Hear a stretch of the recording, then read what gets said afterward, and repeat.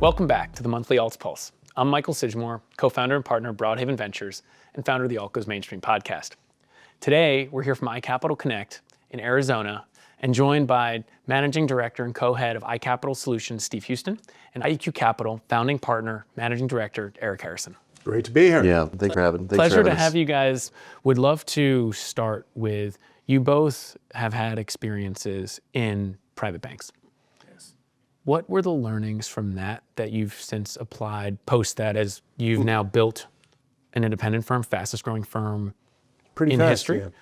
And as you've built the largest platform in iCapital to help serve the wealth channel. Yeah, I was with Merrill Lynch for 10 years and ran the wealth business over at Barclays Bank for about 6 years.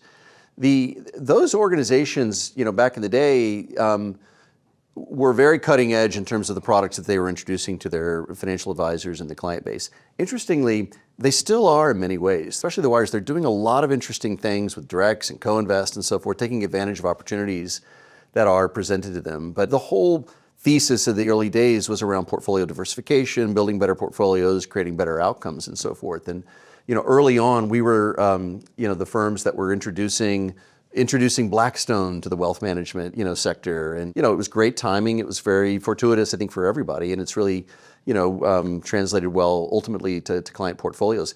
Now for independent advisors, though, it's even more interesting, right? Because they're much more fluid and nimble, the things that they can do, the tools that they can use to expand the business and so forth.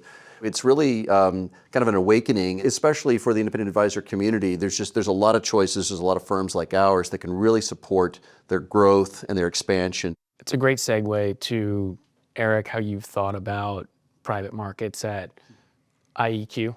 First Luminous, then FRB, then IEQ. And you have a fascinating background in that you were in private markets as an investor. How have you thought about how to bring private markets to the wealth client's experience? It's changed a lot. My partners have done nothing but wealth management forever. I was a client of the firm and I was working in private equity, and they said, would I be interested in being the CEO and coming over and giving up working in private equity, which not a great financial trade, but it's actually I'd never been on the operating side. And so we kind of cobbled together some alternatives as best we could, but it made me realize that it's a scale business. We only had about 2 or 3 billion under management initially, and we really believed in alternatives, but we didn't have enough scale. We couldn't really invest in the platform and research. And our true north hasn't changed since then, which is the IVs. And if you're focused on average client size of $25 million, you don't need to be liquid. The clients are an endowment. So why aren't we 50-50 or even a slight tilt more than that? The real question is it 50-50 on a committed basis or 50-50 on a NAV basis?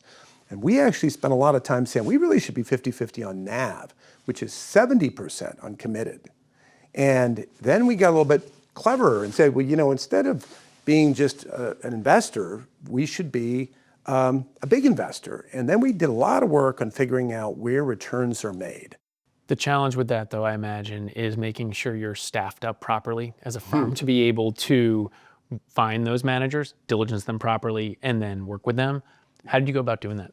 Well, we had scaled from very few people to 45 people in our alts research department. And, we only have 260 people. What we did differently is we didn't separate research from client-facing teams.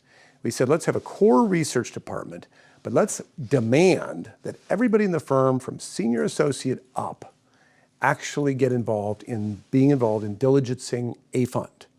And then you divvy up the work, and then once they diligence it, their job is to call the manager and check in on it. Well, suddenly you've got a whole lot of people that got very educated because they actually did the work.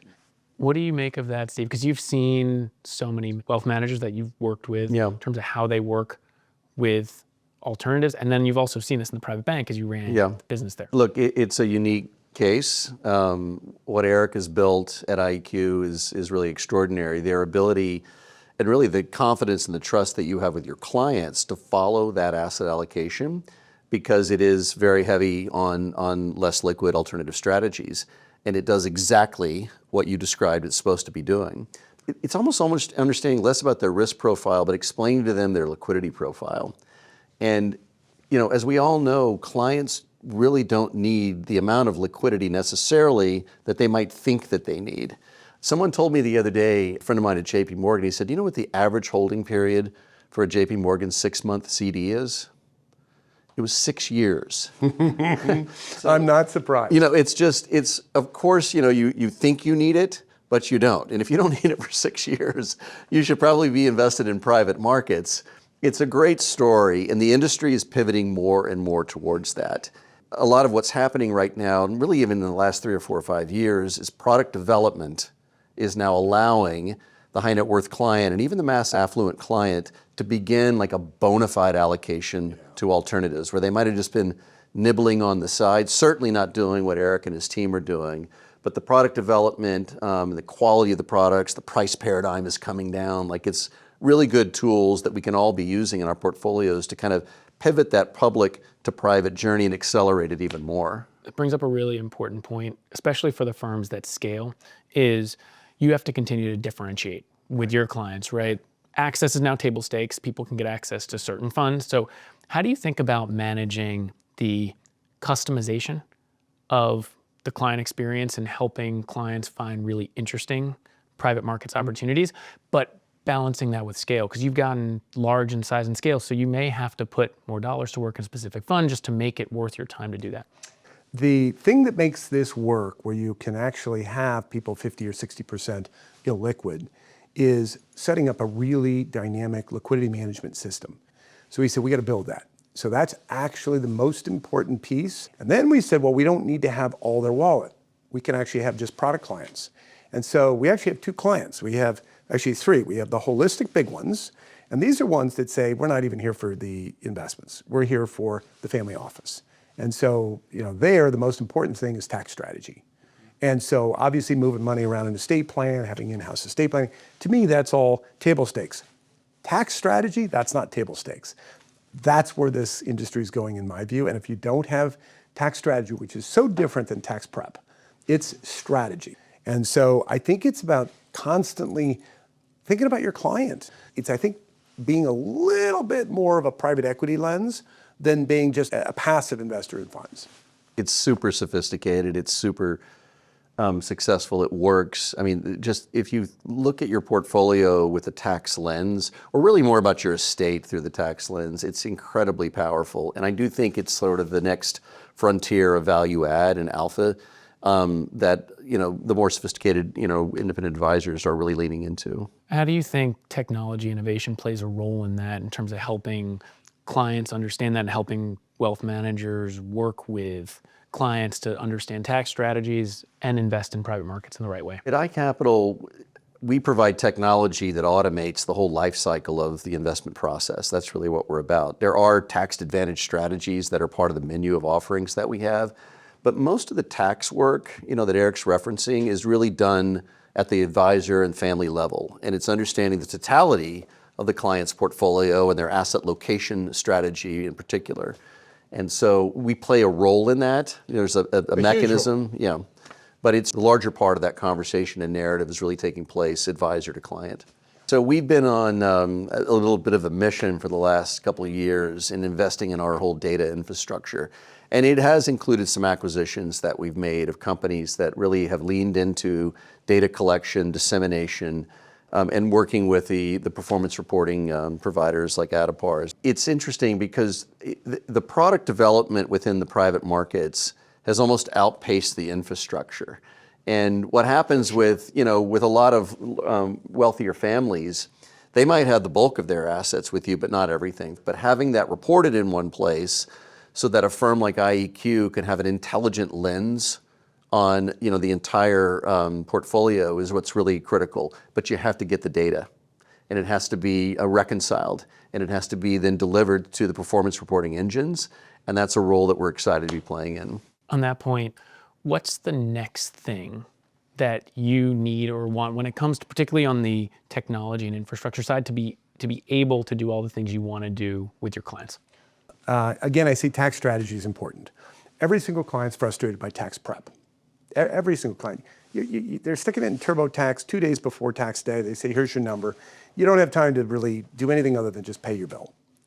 What would be really great is if somebody, when they're had time with the domain expertise of somebody who's a partner level person at a Big Four firm, could design some logic that would figure out what industry are the clients in, what role do they play in the company, how do they get paid, and then say, now that I know these things, I've got some tools to give you some tax advice. And all it is taking advantage of the code. I think you're getting at something which is really the core of private markets investing, though, which is net of fees, net of taxes. What are the Nobody returns, reports and net are of those taxes. are those returns better than what you get in the public That's market? where it's going, is net of taxes. The ability for investors to have their money invested in private markets on a fully funded basis and allowing that to compound, because invariably, and perhaps less so just given the sophistication of how you're managing the cash flows earlier, invariably with drawdown funds, clients sit in cash. And it's certainly not in the public, it might be in the public markets, but more likely it's in cash. And it's hard to earn the compounding returns that you can get in evergreen funds just because the money's always working for you. 2 more quick ideas. I'm sorry, we're Let's hear here, it. we're Let's hear it. brainstorming. Let's do it. Love it. 2 more ideas that I think we've been doing now for about 6 years, and I think it's powerful. We ask clients their frustrations around alternative investing. We say, what would you want to fix? Well, one of the items is they hear about a fund at the time they invest, and they say yes or no. And honestly, 6 months, 12 months, 24 months later, they can't actually remember what the fund was, why they invested, or even what it's doing. So what we've done is we actually built a storyboard engine, and we send out every time there's an investment made by the fund, and we send it out. And it's basically an update. We do it every week on whatever they're investing in to give them a memory of, oh yeah, what did I invest in? And so having that more productized that you all could do would be very valuable. And then the second idea is adding a time element to investing. So if you think about funds, the marketing period is somewhere between 9 and 18 months long for people to raise money. So what we do is we have a team that games the system. We look for funds that are in the last 3 months of their marketing period that are at least 40 or 50% invested and are marked up at least 40 or 50%. Well, it'd be really great if you guys told us which those funds were. Those opportunities are actually more common than you might think. It's unique. It's inefficient. Yeah, and I can see how that information doesn't always flow through. And I think there is a really unique opportunity there for sure. Let's not forget, these are long dated investments. And 5 years into something, it's natural. Nobody remembers. Exactly. It's such an important point, though, because so many companies are staying private longer. Right. People need to know what these companies are and why, and the story behind them. If they understand the story, they'll be more likely to be educated on it, and then they'll hear it understand again and again private and markets. again. Exactly. You know, every time there's an event, we decide if it's material enough to send out, because you can't pepper people with every single activity in every fund when the average client's in probably 35 funds. And you don't want to be sending something out that frequently. So it has to be material. The other thing I would say is kind of an idea, is to say, how would you cross the line a little bit from being the passive LP to a little bit more active in a GP role without taking any GP liability, because your clients don't want that? I love this. I mean, this is such a fun conversation. We were in the lab today. This was great. We were in the lab. I love it.